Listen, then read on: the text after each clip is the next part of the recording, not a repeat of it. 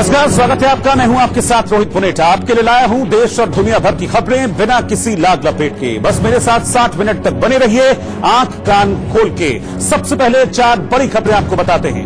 मोदी सरकार की भ्रष्टाचार के खिलाफ बड़ी मुहिम के तहत सीबीआई ने एक विशेष अभियान चलाया है, जिसके तहत देश भर में एक साथ 150 जगहों पर अचानक से छापे मारे गए।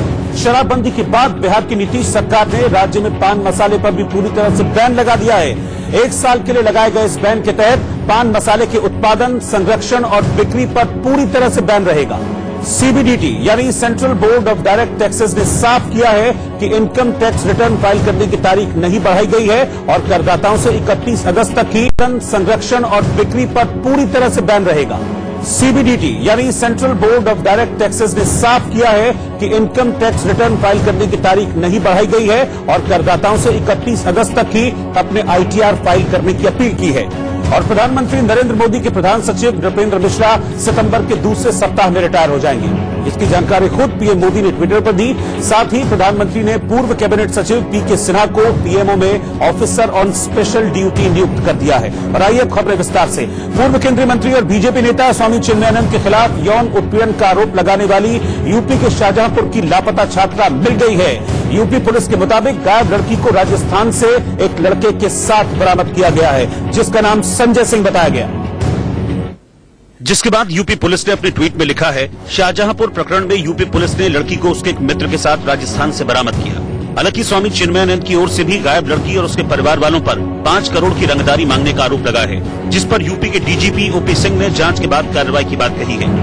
उस लड़की को हमने राजस्थान से बरामद किया है, उसे हम वैधानिक कार्रवाई के लिए यहाँ ला रहे हैं और साथ ही साथ उसके साथ एक उसका दोस्त भी पकड़ा गया है, उसको भी बरामद किया है हमने और उन दोनों को हम वैधानिक कार्रवाई के लिए ला रहे हैं। अब जो भी कार्रवाई होगी वो आगे होगी। इस बीच शाहजहांपुर मामले में सुप्रीम कोर्ट ने सख्ती दिखाई है। सर्वोच्च अदालत ने कहा कि लड़की को सुप्रीम कोर्ट लेकर आइए, कोर्ट रूम में सिर्फ लड़की को आने की इजाजत मिलेगी। कोर्ट ने पूछा है कि उन्हें दिल्ली आने में कितना वक्त लगेगा, जिसके बाद यूपी पुलिस लड़की को दिल्ली लाएगी। उधर लड़की के परिजनों ने भी सुप्रीम कोर्ट पर भरोसा जताया और न्याय की गुहार लगाई। हमें पूरी न्याय की उम्मीद है, सुप्रीम कोर्ट पर पूरा हमें भरोसा है कि हमारी बेटी के साथ, हमारे परिवार के साथ न्याय करेगा। दरअसल शाहजहांपुर के एसएस लॉ कॉलेज में पढ़ने वाली लापता लड़की के माता पिता ने 27 अगस्त को कॉलेज के निदेशक और बीजेपी नेता स्वामी चिन्मयानंद पर अपहरण का मामला दर्ज कराया था। इससे पहले लड़की ने स्वामी चिन्मयानंद पर सोशल मीडिया के जरिए एक वीडियो पोस्ट कर यौन उत्पीड़न का आरोप लगाया था। एसएस लॉ कॉलेज से एलएलएम कर रही हूँ। संत समाज का एक बहुत बड़ा नेता जो कि बहुत लड़कियों की जिंदगी बर्बाद कर चुका है और मुझे भी जान से मारने की धमकी देता है। मुझे मोदी जी और योगी जी से एक रिक्वेस्ट है कि वो प्लीज मेरी मदद करें। उसने मेरे परिवार तक को मारने की धमकी दी है। मुझे पता है मैं इस टाइम कैसे रह रही हूँ। हालांकि स्वामी चिन्मयानंद की ओर से सभी आरोपों को झूठा करार दिया गया और इस प्रकरण को उन्हें बदनाम करने की साजिश बताया। यही नहीं, उल्टे उनकी ओर से लड़की और उसके परिजनों पर 5 करोड़ की रंगदारी मांगने का आरोप जड़ दिया गया। इससे पहले मंगलवार को छात्रा की लोकेशन दिल्ली में मिली थी। वहां पहुंची पुलिस टीम को पता चला था कि लड़की अपने एक दोस्त के साथ है। पुलिस की 7 टीमें लगातार लड़की की तलाश में छापेमारी कर रही थी, जिसके बाद छात्रा की लोकेशन राजस्थान में मिली और उसे वहां से बरामद कर लिया गया। बात करें स्वामी चिन्मयानंद की, तो वो वाजपेयी सरकार में गृह राज्य मंत्री बनाए गए थे। उनका ताल्लुक अवध के राजघराने से है। ऐसा बताया जाता है कि युवावस्था में उन्होंने बुद्ध और महावीर से प्रभावित होकर राजघराने से अपना ताल्लुक तोड़ लिया। कहा जाता है कि स्वामी चिन्मयानंद ने तंत्र, फिलॉसफी और योग की शिक्षा हासिल की है। शाहजहांपुर में उनका आश्रम भी है और वो एक लॉ कॉलेज भी वहां पर चलाते हैं। 1991 के लोकसभा चुनाव में बीजेपी के टिकट पर चिन्मयानंद बदायूं से जीत हासिल करके संसद पहुंचे थे। 1998 में उन्होंने मछली शहर से जीत हासिल की। इसके बाद 1999 के चुनाव में उन्होंने जौनपुर सीट से जीत हासिल की थी। इससे पहले भी 2011 में एक लड़की ने स्वामी चिन्मयानंद के ऊपर किडनैपिंग और रेप का मामला दर्ज करवाया था। हालांकि इस मुकदमे के खिलाफ स्वामी चिन्मयानंद ने हाईकोर्ट की शरण ली, जहां हाईकोर्ट ने उनकी गिरफ्तारी पर रोक लगा दी थी। पिछले साल यूपी की योगी सरकार ने उनके खिलाफ दर्ज मुकदमे वापस लेने का फैसला लिया था। कहा जा रहा था कि लड़की ने एफिडेविट देकर मामले को खत्म करने की अपील की थी, जबकि बाद में पीड़ित लड़की ने मीडिया के सामने आकर कहा था कि उसका इस बारे में नाम पर उसके झूठा एफिडेविट दिया गया है। उसने कभी भी कोई एफिडेविट फाइल किया ही नहीं था। इस बीच स्वामी चिन्मयानंद पर आरोप लगाने वाली लड़की सुप्रीम कोर्ट पहुंच गई, जहां पीड़िता को जज के चेंबर में लाया गया। चेंबर में जस्टिस आर भानुमति और जस्टिस एएस बोपन्ना ने पीड़िता का पक्ष सुना। पाकिस्तान में सिख समुदाय एक बार फिर से कट्टरपंथियों के निशाने पर है। दरअसल पाकिस्तान की एक सिख लड़की का जबरन धर्म परिवर्तन करवाकर निकाह कराए जाने का एक मामला सामने आया है, जिसके बाद भारत समेत दुनिया भर के लोगों में गुस्सा है, क्योंकि पाकिस्तान के ननकाना साहिब से आए एक वीडियो में देखा गया कि किस तरह उसका निकाह करवाया गया। आपका नाम क्या रखा है इस्लामी नाम? आयशा। इस दौरान उसके चेहरे को देखकर आप अंदाजा लगा सकते हैं कि वो डरी सहमी है। उससे जो भी बुलवाया जा रहा है उसकी मर्जी नहीं है। आपने अपनी मर्जी से इस्लाम कबूल किया ना? कोई जबरदस्ती तो नहीं? अच्छा, निकाह भी आप अपनी मर्जी से कर रहे हो ना? कोई जबरदस्ती तो नहीं? बेटा एज कितनी है आपकी? अच्छा, घर से कोई चीज तो नहीं लेके आए, कोई जेवर वगैरह या कोई कीमती चीज, कोई कीमती कागजात वगैरह? लड़की वही बोल रही है जो उससे बोलने के लिए कहा जा रहा है, और लड़की के बगल में बैठे लड़के के साथ उसका निकाह करवाया जा रहा है। इसके बाद मौलवी दोनों को कलमा पढ़ने के लिए कहता है। आप आकिल हैं, बालिग हैं, बहू के वास्ते हलालियत के ज़ौजियत के आपका निकाह मोहम्मद हसन वल जुल्फ़कार अली के साथ 50,000 रुपये हकमर गैर मुज्जल और 5,000 रुपये हकमर मुज्जल के बस निकाह करने की इजाजत है। डरी सहमी लड़की निकाह को कबूल कर लेती है, लेकिन ये इस तस्वीर की असली कहानी नहीं है, क्योंकि लड़की के घर वालों के मुताबिक 6 लोगों ने उनकी बेटी जगजीत कौर को बंदूक की नोक पर 27 अगस्त की रात को अगवा कर लिया था और जबरन उसका धर्म परिवर्तन करवाकर उसका निकाह करा दिया गया। जिसके बाद पीड़ित परिवार ने एक वीडियो के जरिए आप बीती सुनाई। कुछ गुंडे रात को हमारे घर पे आए, उन्होंने हमारी छोटी बहन को घसीट के ले गए और उनको जबरदस्ती टॉर्चर करके इस्लाम कबूल करवाया। सुबह में हम थाने चले गए और हमने FIR कटवाया, SHO के पास चले गए, DCO के पास, और किसी ने हमें इंसाफ नहीं दिलाया, किसी ने हमारी बात नहीं सुनी। इसके अलावा पीड़ित परिवार ने PM इमरान खान और आर्मी चीफ से लड़की को वापस लाने के लिए मदद की गुहार भी लगाई। मेरा इमरान खान से चीफ आर्मी कमर जावेद बाजवा से अपील है कि हमारी मदद करें। दरअसल पाकिस्तान में आए दिन हिंदू लड़कियों के धर्म परिवर्तन की बातें सामने आती ही रहती हैं, और अब सिख परिवार के दर्द की इस कहानी ने हर तरफ हड़कंप मचा दिया है। वहीं भारत में सिख लड़की का जबरन धर्म परिवर्तन कर निकाह करवाने पर गुस्सा है। सिख संगठनों ने इस घटना पर विरोध जाहिर करते हुए पाकिस्तान के प्रधानमंत्री इमरान खान से तुरंत कार्रवाई की मांग की है, और दिल्ली में पाकिस्तान एम्बेसी के बाहर सिख लड़की के धर्म परिवर्तन के मुद्दे पर जोरदार प्रदर्शन किया और सिख समुदाय के लोगों ने पाकिस्तान मुर्दाबाद के नारे लगाए।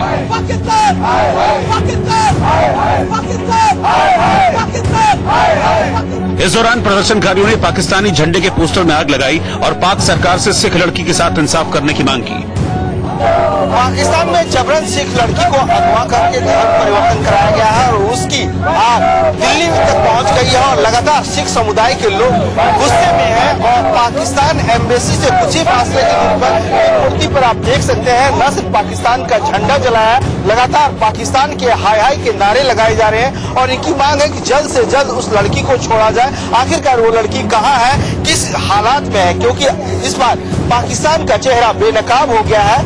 तो पंजाब के पूर्व डिप्टी CM सुखबीर बादल और केंद्रीय मंत्री हरसिमरत कौर ने भी इमरान सरकार से फौरन कार्रवाई की मांग की है। बड़ी दुख की गल है कि पाकिस्तान पाकिस्तान सरकार ने हाँ अलाउ किया है, स्ट्रिक्ट एक्शन होना चाहिए। गुरुद्वारा साहब से लड़की को आप उठा के जबरन उसको धर्म बदलने के लिए मजबूर करके उसका निकाह किया जाए, इससे और गिरी हुई हरकत क्या हो सकती है, किस हद तक इमरान खान साहब गिर सकते हैं। मैं कहती हूँ कि ऐसी हरकतों से उनको बाज आना चाहिए। इस बीच भारतीय विदेश मंत्रालय के प्रवक्ता रवीश कुमार ने भी पाकिस्तान में अल्पसंख्यकों के साथ बुरे बर्ताव का मुद्दा उठाया और कहा कि पाकिस्तान को अपने देश में रहने वाले अल्पसंख्यकों को पूरी सुरक्षा मुहैया कराने के कर्तव्य को निभाना चाहिए। यूपी में राज्य मंत्री नीलिमा कटियार ने सड़क हादसे में घायल युवकों को अस्पताल पहुंचाया। यूपी के उन्नाव में लखनऊ कानपुर नेशनल हाईवे पर सड़क हादसे में घायल 2 युवकों को राज्य मंत्री नीलिमा कटियार ने अपने साथ चल रहे जवानों की मदद से अस्पताल पहुंचाया। यूपी के एटा में एक छात्रा से छेड़छाड़ के बाद लोगों ने आरोपी को मारपीट कर पुलिस के हवाले कर दिया। यूपी के संभल में एक महिला की खाना बनाने में देरी करने पर पति ने 3 तलाक दे दिया। सर खाना बनाया मैंने, घर में बहुत लग रही थी सर, खाना बना के बाहर आ गया खाने के लिए। मैं बोला मुझसे खाना दे दो, मैं कभी नहीं पसीना से बोला तो मुझसे बोला मत क्रांति खाना मत तलाक दी ना तलाक दी ना तलाक दो 3 बार दे दी। यूपी के हापुड़ में मामूली विवाद में दो पक्षों में जमकर लाठी डंडे और पत्थर चले, जिसमें 10 लोग घायल हो गए।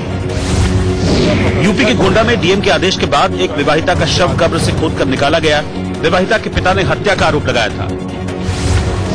यूपी के बाराबंकी में राज्यपाल आनंदीबेन पटेल ने स्कूल, थाने और आंगनबाड़ी केंद्रों का दौरा किया। पंजाब के जालंधर में दवाइयों और अन्य सामान की खरीद फरोख्त में घोटाले की आशंका को लेकर सिविल सर्जन ऑफिस में विजिलेंस टीम ने छापेमारी की। मध्य प्रदेश के सतना में एक शख्स को बच्चा चोरी के आरोप में लोगों ने पेड़ से बांधकर जमकर पीटा। कारोबारी हफ्ते के आखिरी दिन शुक्रवार को शेयर बाजार तेजी के साथ बंद हुआ। सेंसेक्स 263 अंकों की उछाल के साथ 37,332 पर बंद हुआ, जबकि निफ्टी 74 अंकों की बढ़त के साथ 11,023 पर बंद हुआ। 370 हटाने के बाद पाकिस्तान में इमरान खान और उनके मंत्रियों की बौखलाहट देखते ही बन रही है। यहां तक कि इमरान खान और उनके मंत्रियों को पीएम मोदी के नाम से करंट लगने लगा है। करंट लगे, खैर कोई बात नहीं, करंट लगे, खैर कोई बात नहीं, लेकिन इसी दौरान करंट लगा। एक जलसे में भारत के खिलाफ शेख रशीद भाषण दे रहे, कश्मीर मुद्दे पर गरज बरस रहे, लेकिन जैसे ही उन्होंने पीएम मोदी का नाम लिया उन्हें तेज करंट लगा। स्टेज पर खड़े खड़े मंत्री लड़खड़ा गए और उनकी ये हालत देखकर वहां मौजूद भीड़ हंसने लगी। हम तुम्हारी मोदी नीयतों से वाकिफ हैं, तुम्हारा रस करंट लगे, खैर कोई बात नहीं, मेरा ख्याल है करंट आ गया। ये मोदी इस जलसे को नाकाम नहीं कर सकता। इमरान खान के मंत्री का ये हाल है, लेकिन खुद इमरान खान कश्मीर मुद्दे पर तमाशा बनकर रह गए। उनको अपने ही देश में फजीहत का सामना करना पड़ रहा है। कश्मीर पर इमरान खान ने ढिंडोरा पीटकर आधे घंटे वाले जिस तमाशे का पाखंड रचा था वो मजाक बन गया।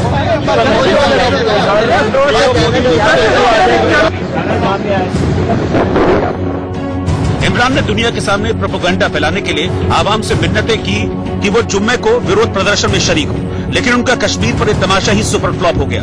लोग जुटे तो जरूर, लेकिन माहौल इमरान का ही उड़ा। मोदी ऊपर से उधर जाएगा मोदी ऊपर से उधर जाएगा वहीं इमरान खान इस्लामाबाद के पीएम सचिवालय से एक बार फिर लोगों को धर्म के नाम पर भड़काते और दुनिया के सामने गिड़गिड़ाते नजर आए कि जब मुसलमानों पर जुल्म होता है तो जिसको हम इंटरनेशनल कम्युनिटी कहते हैं, जो इदारे जिन्होंने इंसाफ देना होता है, जिस तरह यूनाइटेड नेशंस है,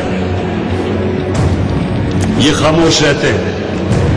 ये जो नरेंद्र मोदी की फैशिस्ट रेसिस्ट गवर्नमेंट के सामने कश्मीरियों के लिए नहीं खड़ी होगी, इसका असर आखिर में सारी दुनिया पे जाएगा। वैसे तो पूरे पाकिस्तान में इमरान का कश्मीर आवर नाम का ये शो फ्लॉप रहा, मगर क्रिकेटर शाहिद आफरीदी भी उनके स्नो बॉल पर बल्लेबाजी करने मैदान में उतरे। कश्मीर पर दुनिया को इमरान खान का तमाशा दिखाने के लिए पाकिस्तानी पुलिस ने ट्रैफिक बंद कर दिया था, जिस पर वहां की जनता ये कहती सुनाई दे रही थी, यार क्या तमाशा लगा रखा है।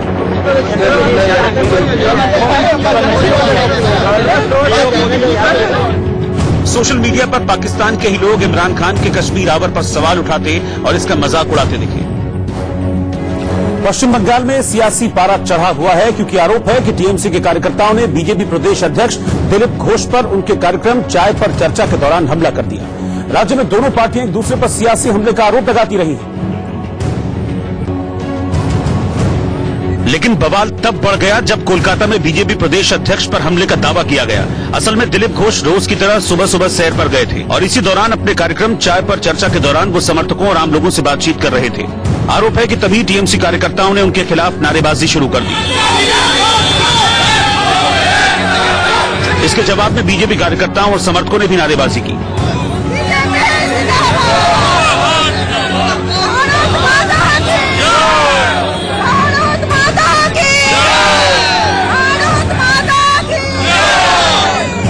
इस हंगामे को दरकिनार करते हुए दिलीप घोष चाय की दुकान पर चाय की चुस्की लेते रहे, समर्थकों से बात करते रहे, लेकिन उधर बवाल बढ़ता गया।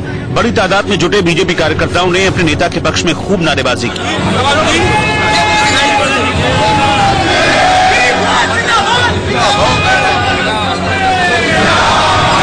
बताया जा रहा है कि इससे पहले चाय पर चर्चा कार्यक्रम में जा रहे दिलीप घोष पर टीएमसी कार्यकर्ताओं ने हमला भी किया था और इसमें दिलीप घोष के साथ जा रहे 2 बीजेपी कार्यकर्ता जख्मी हो गए थे। लेकिन जब दिलीप घोष चाय की दुकान पर पहुंचे तो वहां पहले से तृणमूल कार्यकर्ता मौजूद थे, जिन्होंने घोष को देखते ही उनके खिलाफ नारेबाजी शुरू कर दी।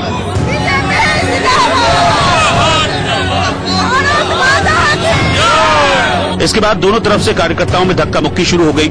वहां से दिलीप घोष के निकलने के बाद ही हालात ठीक हुए। मुख्यमंत्री ममता बनर्जी के दीदी बोलो कार्यक्रम के मुकाबले दिलीप घोष ने चाय पर चर्चा कार्यक्रम शुरू किया है। इसके तहत दिलीप घोष लोगों से मिलकर उनकी समस्याएं सुन रहे हैं। कार्यक्रम का मकसद जनसंपर्क बढ़ाना है। अयोध्या विवाद मामले की सुनवाई सुप्रीम कोर्ट में 16वें दिन भी हुई। इस दौरान राम जन्मभूमि पुनरुद्धार समिति के वकील पीएन मिश्रा ने हदीस के हवाले से इस्लामी कानून के जरिए जमीन की खरीद और इस्तेमाल के नियमों का जिक्र किया।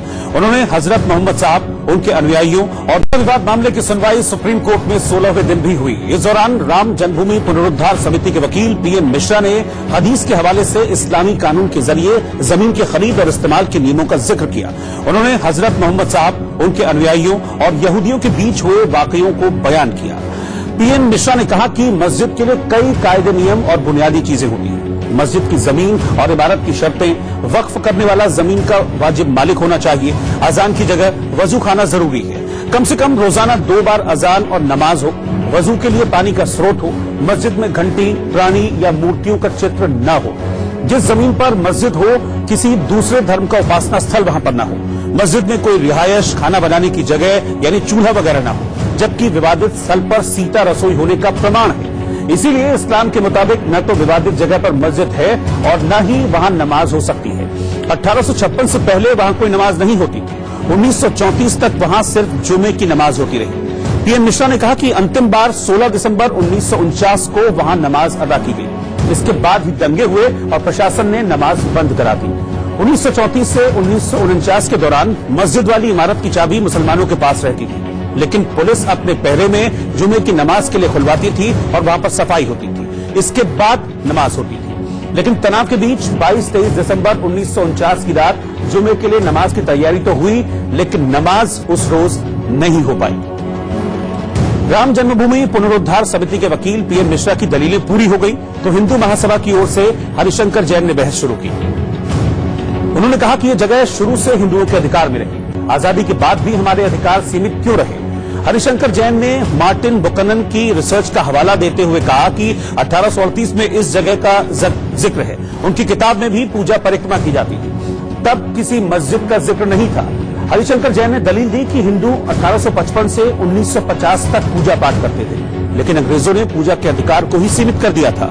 जैन ने कहा कि मंदिर एक बार बन गया तो वो हमेशा के लिए मंदिर ही रहता है। उन्होंने दलील दी कि बाबर ने मंदिर तोड़कर मस्जिद का रूप दिया था। जैन ने कहा कि राम अयोध्या में महल में पैदा हुए थे, जिस पर जस्टिस चंद्रचूड़ ने यह कहा कि ये तो विश्वास की बात है, जिसके जवाब में हरिशंकर जैन ने कहा कि विश्वास नहीं, यही सही है।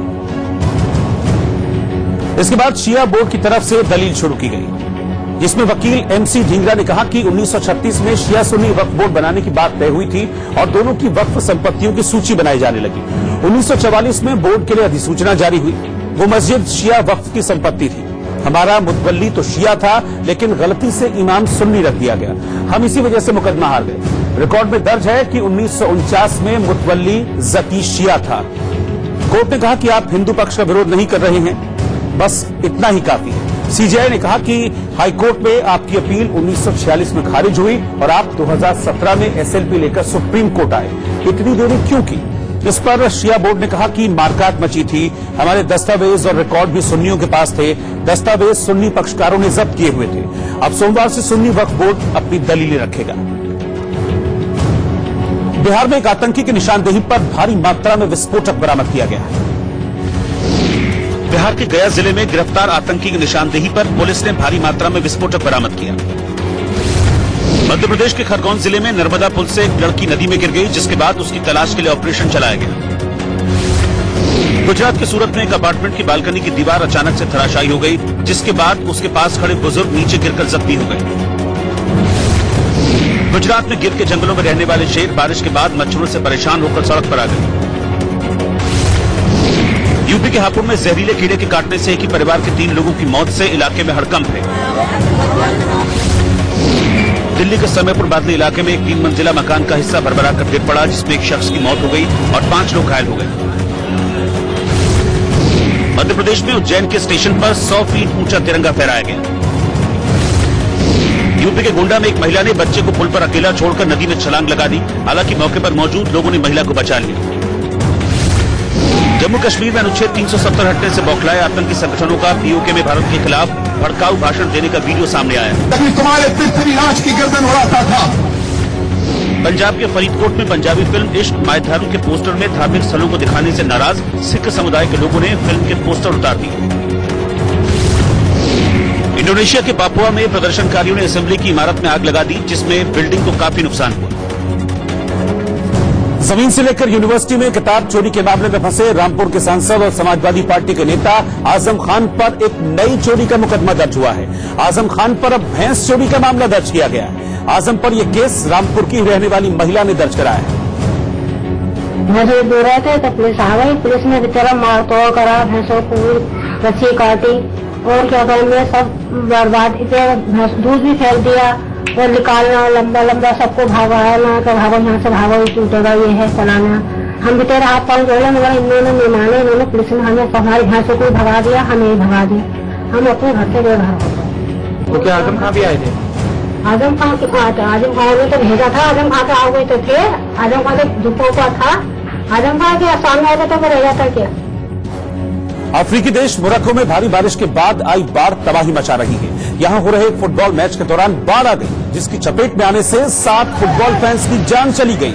मोबाइल कैमरे में रिकॉर्ड की गई तस्वीरों में पीले रंग का जो गेट आपको नजर आ रहा है वो फुटबॉल मैदान का गेट है। इसी गेट के पास के घर की छत पर कुछ लोग मैच का आनंद ले रहे थे, लेकिन इसी दौरान पानी की तेज धार ने देखते ही देखते इस मकान को अपने आगोश में ले लिया और ये मकान भर भरा कर गिर गया, जिस पर बैठे लोग पानी के तेज बहाव में बह गए।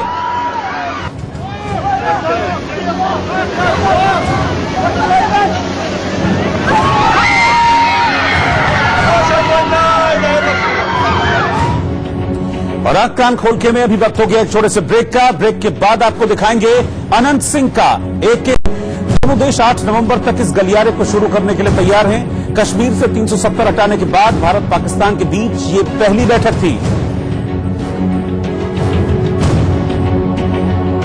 इसीलिए बैठक के दौरान तल्खी का अंदेशा था, लेकिन भारत और पाकिस्तान के अधिकारी 0 पॉइंट पर मिले।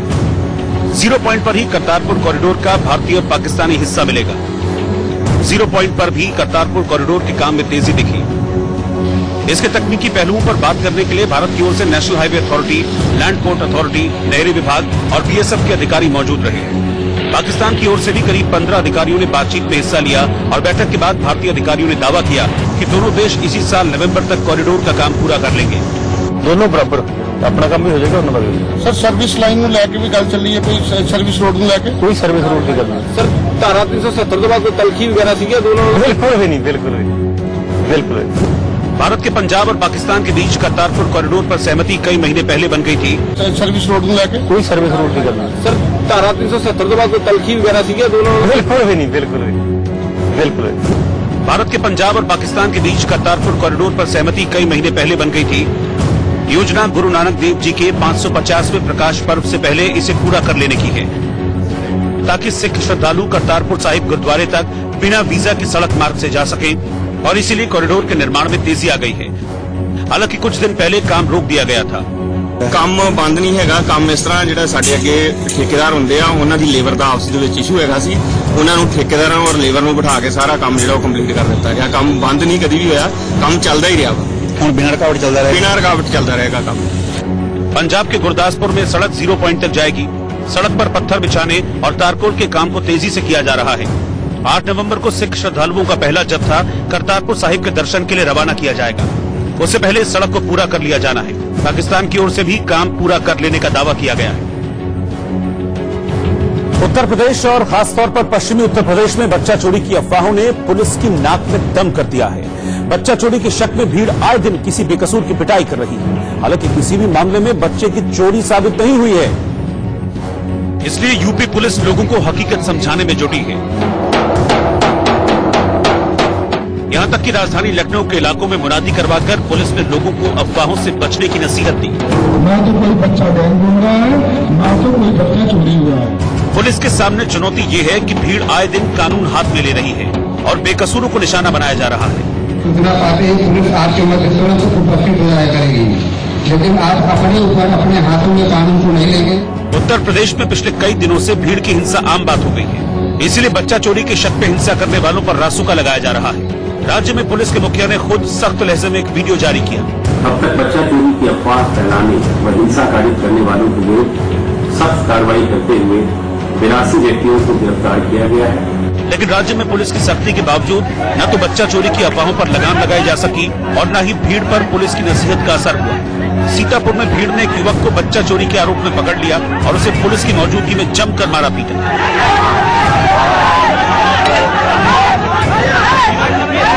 पुलिस ने किसी तरह भीड़ से छुड़ाकर युवक को अस्पताल में भर्ती कराया। बताया गया कि युवक मानसिक रूप से विक्षिप्त है।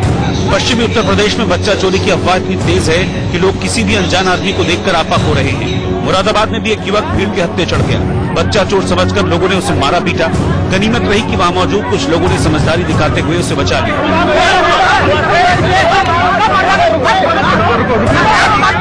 बताया गया कि भीड़ ने जिस युवक को मारा पीटा वो मानसिक रूप से विक्षिप्त था, लेकिन सहारनपुर में तो भीड़ ने एक महिला की ही पिटाई कर दी। बस्ती से गुजर रही नकाबपोश महिला को भीड़ ने बच्चा चोर समझ लिया। महिला को सफाई का मौका तक नहीं दिया गया और भीड़ उस पर टूट पड़ी।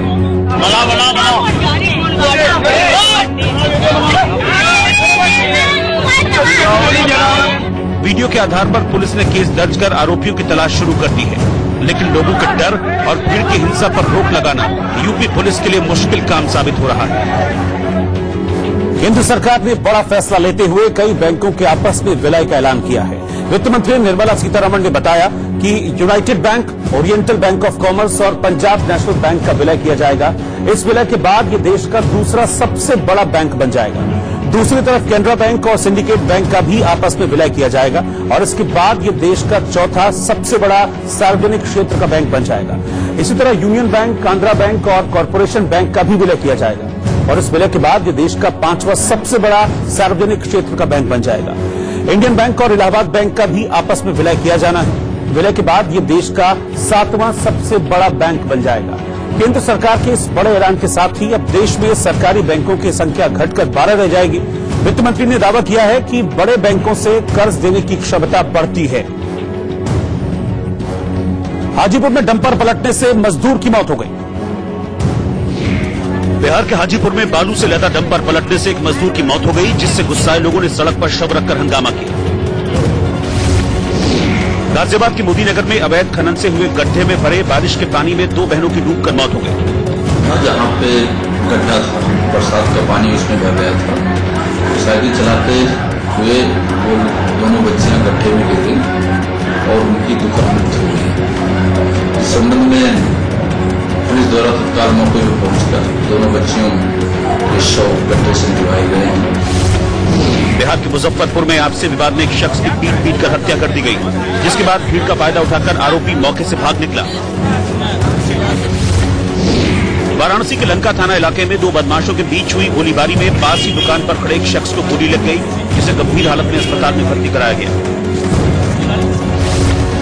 यूपी के सीतापुर में एक युवक को बच्चा चोर समझकर ग्रामीणों ने जमकर पीटा, जिसकी सूचना पर मौके पर पहुंची पुलिस ने घायल युवक को अस्पताल में भर्ती कराया। ग्रेटर नोएडा में 2 जगहों पर पुलिस और बदमाशों के बीच हुई मुठभेड़ के बाद पुलिस ने 4 शातिर बदमाशों को गिरफ्तार किया है। यूपी के बागपत में मुठभेड़ के बाद पुलिस ने एक बदमाश को गिरफ्तार किया, जबकि उसके 3 साथी भागने में कामयाब रहे। यूपी के जालौन में पुलिस ने भारी मात्रा में गांजा के साथ एक गांजा तस्कर को गिरफ्तार किया है। हैदराबाद के खैरताबाद में 61 फीट ऊंची गणेश प्रतिमा को तैयार किया जा रहा है। बाहुबली अभिनेता प्रभास की एक्शन और स्टंट से भरपूर फिल्म साहू की रिलीज के मौके पर उनके प्रशंसकों ने हैदराबाद में उनके कटआउट पर धूप चढ़ाया और ढोल नगाड़े बजाकर डांस किया। बिहार में AK-47 राइफल के साथ 3 लोगों का एक वीडियो वायरल होने के बाद सियासत में खलबली मची हुई है। दावा किया गया कि वीडियो में नजर आ रहे लोग बाहुबली विधायक अनंत सिंह के सबसे बड़े दुश्मन माने जाने वाले विवेका पहलवान के करीबी हैं। इससे पहले अनंत सिंह दावा कर चुके हैं कि विवेका पहलवान ने ही उन्हें AK-47 वाले मामले में फंसाया था। इसलिए ये वीडियो वायरल होते ही पुलिस के साथ सियासी गलियारों में भी हड़कंप मच गया। वीडियो में 3 लोग 2 AK-47 राइफलों के साथ मौजूद दिखे। इनमें एक का नाम विक्की और दूसरे का नाम चंदन बताया जा रहा है। दावा किया जा रहा है कि ये दोनों विवेका पहलवान के करीबी हैं और जहां ये वीडियो बनाया गया वो घर भी विवेका पहलवान का ही है। एक तीसरा आदमी भी थोड़ी देर के लिए नजर आता है। दावा किया गया कि वो विवेका पहलवान का भतीजा कर्मवीर है। AK-47 के साथ ये तीनों वीडियो में मस्ती मजाक के मूड में दिखे। फोटो खींचा में कि हम फेसबुक पर डाल रही है, व्हाट्सएप पर डाल रही है। यहाँ ऑप्शन रहता तो ब्लैक मेल करे ला रखले रहून भविष्य में कैसे विधायक के लगा लेकिन हमारे कोई सिगरेट पीते 47 से गोली फायर करते। बताया जा रहा है कि वीडियो बिहार के बाढ़ इलाके का है। बाढ़ में ही बाहुबली अनंत सिंह का पैतृक आवास है, जहां से 16 अगस्त को AK-47 राइफल बरामद की गई थी। इस मामले में केस दर्ज होने के बाद अनंत सिंह जेल में है, लेकिन उन्होंने सफाई में कहा था कि राइफल विवेका पहलवान ने रखवाई थी। नदवा गांव में विवेका पहलवान और अनंत सिंह का घर आसपास है। दिलचस्प बात यह है कि वायरल हो रहे वीडियो में 2 और AK-47 राइफलों की बात की गई है। अभी तो एरिया पर तो अभी बाहर में रखा। और इसी आधार पर अनंत सिंह के समर्थकों ने भी दावा किया कि AK-47 मामले में सियासी साजिश के तहत अनंत सिंह को फंसाया गया है।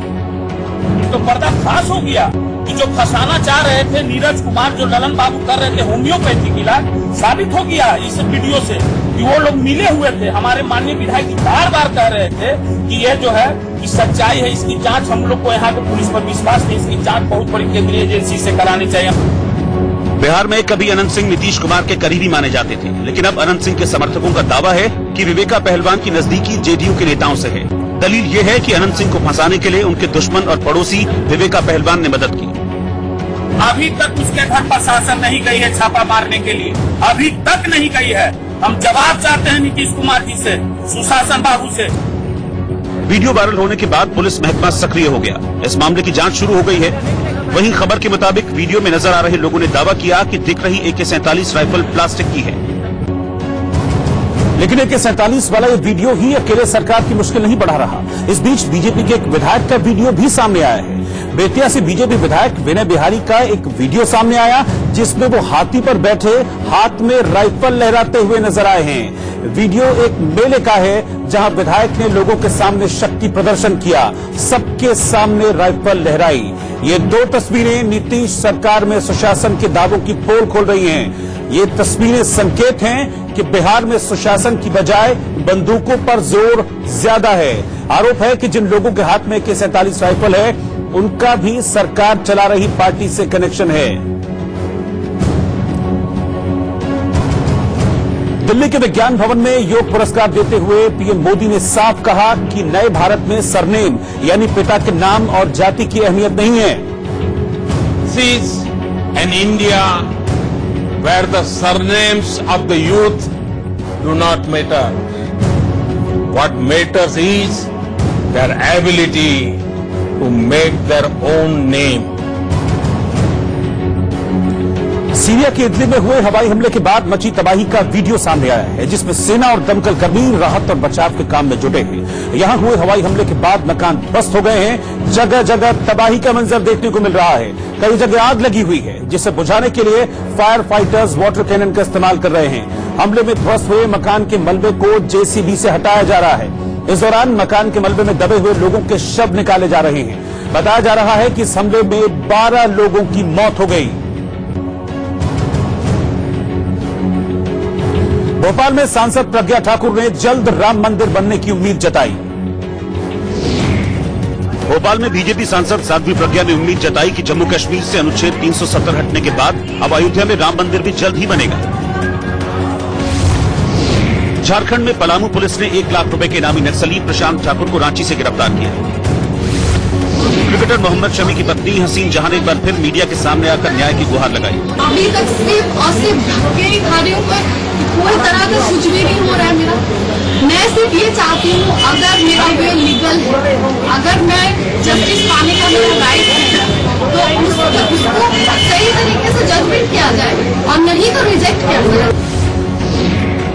पंजाब के तरनतारन में पुलिस ने जग्गू भगवानपुरिया गैंगस्टर सहित 6 बदमाशों को गिरफ्तार किया है, जिनके पास से 5 पिस्टल, 1 रिवॉल्वर और 13 जिंदा कारतूस बरामद किए गए। नोएडा के छिजारसी कट पर रोड़ी से भरा एक डंपर पलट गया, जिसके नीचे दबकर एक महिला और एक शख्स की मौत हो गई। महाराष्ट्र के कामोडे में एक मासूम बच्ची के अपहरण के दौरान उसके चीखने पर लोगों ने आरोपी को पकड़ लिया और मारपीट के बाद उसे पुलिस के हवाले कर दिया। यूपी के चंदौली में एक स्कूल में भूत प्रेत का वास होने का आरोप लगाकर ग्रामीणों ने जमकर हंगामा किया। मध्य प्रदेश के दतिया में श्री पीताम्बरा पीठ में पीएम मोदी के भाई प्रहलाद मोदी ने पूजा अर्चना की। छत्तीसगढ़ के दंतेवाड़ा में 5 इनामी नक्सलियों ने पुलिस के सामने सरेंडर कर दिया। अमेरिका की स्पेस एजेंसी नासा ने अमेज़न के जंगल में लगी आग की सैटेलाइट से ली गई तस्वीरें जारी की हैं। देश भर में जानलेवा भीड़ हिंसा की घटनाएं सामने आ रही हैं। ऐसे में पश्चिम बंगाल की ममता सरकार ने इसके खिलाफ सख्त रवैया अपनाया है। ममता सरकार ने भीड़ हिंसा के बढ़ते मामलों को देखते हुए भीड़ हिंसा को लेकर नया कानून बनाने का फैसला लिया है। इसके लिए शुक्रवार को बंगाल विधानसभा में एक विधेयक पेश किया गया। इस विधेयक में भीड़ हिंसा के खिलाफ सख्त प्रावधान है। विधेयक में मौजूद प्रावधान के तहत भीड़ को भड़काने वालों के लिए आजीवन कारावास की अधिकतम सजा मिलेगी।